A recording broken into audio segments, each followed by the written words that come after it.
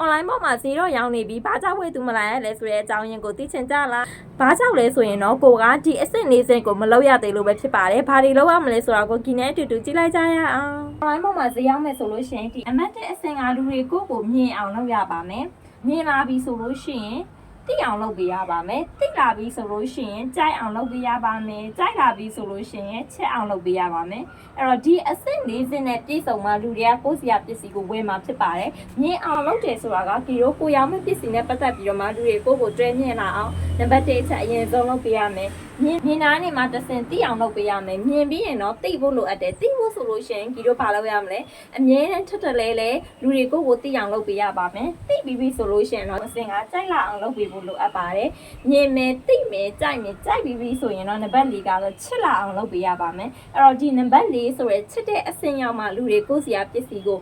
ဝယ်မှာဖြစ်ပါတယ်အဲ့တော့ကိုကအခုမှ online ပေါ်မှာစပြီးတော့မှဈေးစရောင်းမယ်ဆိုရင်တော့ဒီအဆင့်၄ဆင့်အတိုင်းလိုက်လုပ်မယ်ဆိုလို့ရှိရင်ရောင်းကောင်းမယ်ဆိုတာကြီးပြောရဲပါတယ်ဒီကတော့ TikTok marketing နည်းပညာတွေကို sharing လုပ်ပေးနေတဲ့ coach Kiki ပဲဖြစ်ပါတယ်သိချင်တာလေးရှိရင်လည်း comment မှာ comment ခဲ့လို့ရပါတယ်ရှင်ကျေးဇူးတင်ပါတယ် coach Kiki ပါ